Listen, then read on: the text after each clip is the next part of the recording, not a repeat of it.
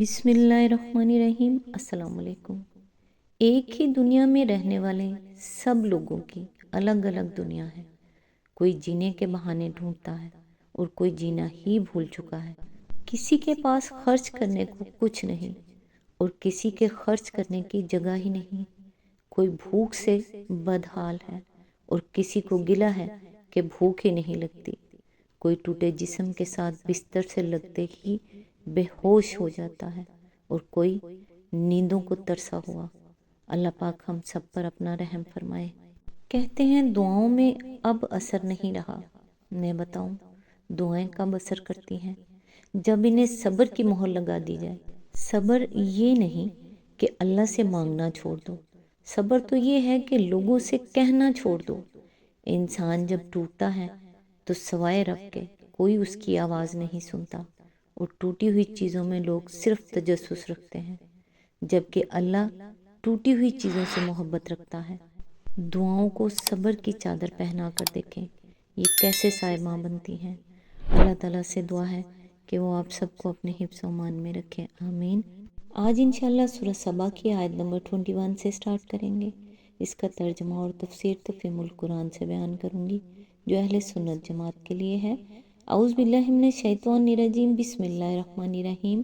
ابلیس کو ان پر کوئی اقتدار حاصل نہ تھا مگر جو کچھ ہوا وہ اس لیے ہوا کہ ہم یہ دیکھنا چاہتے تھے کہ کون آخرت کا ماننے والا ہے اور کون اس کی طرف سے شک میں پڑا ہوا ہے۔ تیرا رب ہر چیز پر نگران ہے۔ اس کی تفسیر ہے یعنی ابلیس کو یہ طاقت حاصل نہیں تھی کہ ان کا ارادہ تو خدا کی فرما برداری کرنے کا ہو، مگر وہ زبردستی ان کا ہاتھ پکڑ کر انہیں نافرمانی کی راہ پر کھینچ لے گیا ہو۔ اللہ تعالیٰ نے جو کچھ بھی قدرت اس کو دی تھی کہ وہ انہیں بہکائے اور ایسے تمام لوگوں کو اپنے پیچھے لگا لے جو خود اس کی پیروی کرنا چاہیں، اور اس اغوا کے مواقع ابلیس کو اس لیے عطا کیے گئے تاکہ آخرت کے ماننے والوں اور اس کی آمد میں شک رکھنے والوں کا فرق کھل جائے۔ دوسرے الفاظ میں یہ ارشاد ربانی اس حقیقت کو واضح کرتا ہے کہ عقیدہ آخرت کے سوا کوئی دوسری چیز ایسی نہیں ہے جو اس دنیا میں انسان کو راہ راست پر قائم رکھنے کی ضامن ہو سکتی ہو۔ اگر کوئی شخص یہ نہ مانتا ہو کہ اسے مر کر دوبارہ اٹھنا ہے اور اپنے خدا کے حضور اپنے اعمال کی جواب دہی کرنی ہے تو وہ لازماً گمراہ و بدراہ ہو کر رہے گا، کیونکہ اس کے اندر سرے سے وہ احساس ذمہ داری پیدا ہی نہ ہو سکے گا جو آدمی کو راہ راست پر ثابت قدم رکھتا ہے۔ اسی لیے شیطان کا سب سے بڑا حربہ جس سے وہ آدمی کو اپنے پھندے میں پھانستا ہے یہ ہے کہ وہ اسے آخرت سے غافل کرتا ہے۔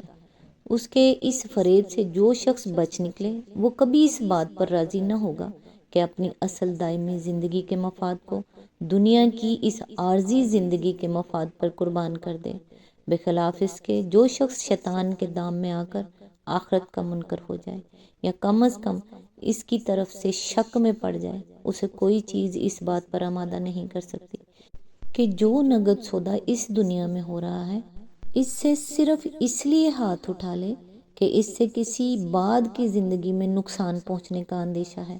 دنیا میں جو شخص بھی کبھی گمراہ ہوا ہے اسی انکار آخرت یا شک فی الآخرت کی وجہ سے ہوا ہے، اور جس نے بھی راست روی اختیار کی ہے اس کے صحیح طرز عمل کی بنیاد ایمان بالآخرت ہی پر قائم ہوئی ہے۔ آیت میں لفظ ہے رب ہر چیز پر نگراں ہے۔ قوم سبا کی تاریخ کی طرف یہ اشارات جو قرآن مجید میں کیے گئے ہیں ان کو سمجھنے کے لیے ضروری ہے کہ وہ معلومات بھی ہماری نگاہ میں رہیں جو اس قوم کے متعلق دوسرے تاریخی ذرائع سے فراہم ہوئی ہیں۔ تاریخ کی روح سے سبا جنوبی عرب کی ایک بہت بڑی قوم کا نام ہے جو چند بڑے بڑے قبائل پر مشتمل تھی۔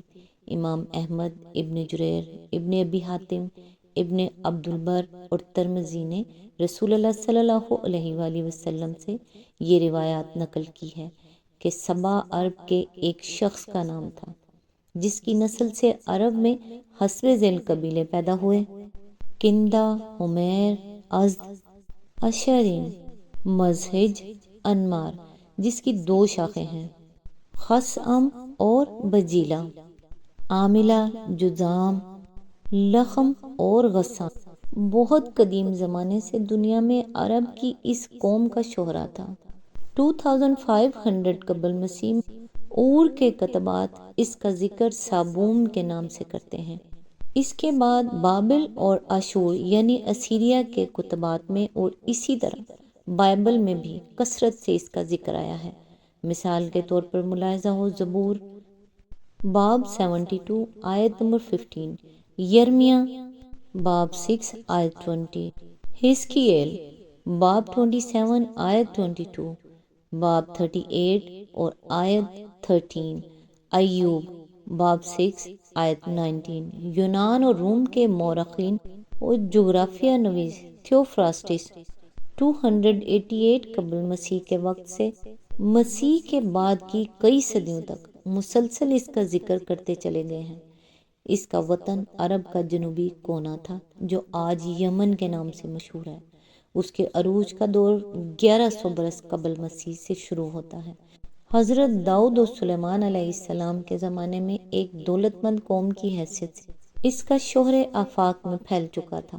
آغاز میں یہ ایک آفتاب پرست قوم تھی، پھر جب اس کی ملکہ حضرت سلیمان علیہ السلام 926 قبل مسیح اور 965 قبل مسیح کے ہاتھ پر ایمان لے آئی تو اغلب یہ ہے کہ اس کی غالب اکثریت مسلمان ہو گئی تھی، لیکن بعد میں نامعلوم کس وقت اس کے اندر شرک و بت پرستی کا پھر زور ہو گیا اور اس نے علم کا یعنی چاند دیوتا، اشتر یعنی زہرہ، ذات حمیم اور ذات بادان یعنی سورج دیوی، ہوبس، حرمتم یا حریمت اور ایسے ہی دوسرے بہت سے دیوتاؤں اور دیویوں کو پوجنا شروع کر دیا۔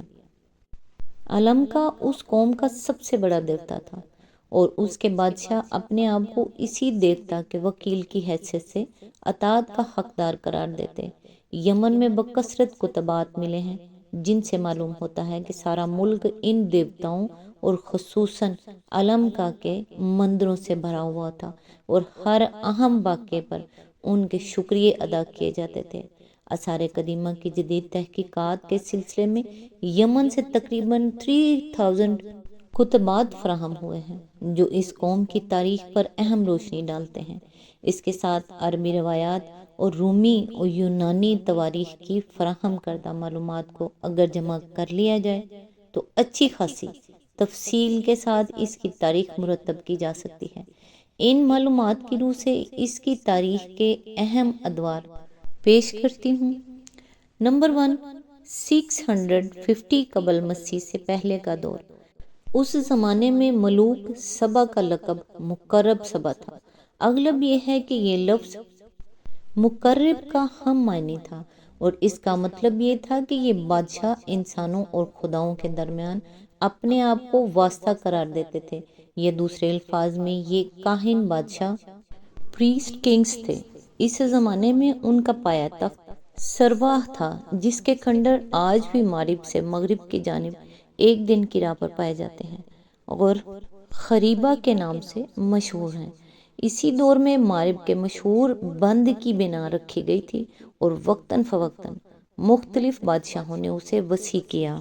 نمبر 2، 650 قبل مسیح سے 115 قبل مسیح تک کا دور۔ اس دور میں سبا کے بادشاہوں نے مقرب کا لقب چھوڑ کر ملک یعنی بادشاہ کا لقب اختیار کر لیا، جس کے معنی یہ ہیں کہ حکومت میں مذہبیت کی جگہ سیاست کا رنگ غالب ہو گیا۔ اس زمانے میں ملوک سبا نے سرواہ کو چھوڑ کر مغرب کو اپنا دارالسلطنت بنایا اور اسے غیر معمولی ترقی دی۔ یہ مقام سمندر سے 3900 فیٹ کی بلندی پر صنعاء سے 6 میل جانب مشرق واقع ہے اور آج تک اس کے کھنڈر شہادت دے رہے ہیں کہ یہ کبھی ایک بڑی متمدن قوم کا مرکز تھا۔ نمبر 3، 115 قبل مسیح سے 300 عیسوی تک کا دور۔ اس زمانے میں سبا کی مملکت پر حمیر کا قبیلہ غالب ہو گیا جو قوم سباہی کا ایک قبیلہ تھا اور تعداد میں دوسرے تمام قبائل سے بڑا ہوا تھا۔ اس دور میں مغرب کو اجاڑ کر ریدان پایہ تخت بنایا گیا جو قبیلہ حمیر کا مرکز تھا۔ بعد میں یہ شہر ظفار کے نام سے موسوم ہوا۔ آج کل موجودہ شہر یریم کے قریب ایک مدور پہاڑی پر اس کے کھنڈر ملتے ہیں، اور اسی کے قریب علاقے میں ایک چھوٹا سا قبیلہ حمیر کے نام سے آباد ہے، جسے دیکھ کر کوئی شخص تصور تک نہیں کر سکتا کہ یہ اسی قوم کی یادگار ہے جس کے ڈنکے کبھی دنیا بھر میں بجتے تھے۔ اسی زمانے سلطنت کے ایک حصے کی حیثیت سے پہلی مرتبہ لفظ یمنت اور یمنات استعمال ہونا شروع ہوا، اور رفتہ رفتہ یمن اس پورے علاقے کا نام ہو گیا جو عرب کے جنوبی مغربی کونے پر اسیر سے عدن تک اور باب المندب سے حضر موت تک واقع ہے۔ یہی دور ہے جس میں سبائیوں کا زوال شروع ہوا۔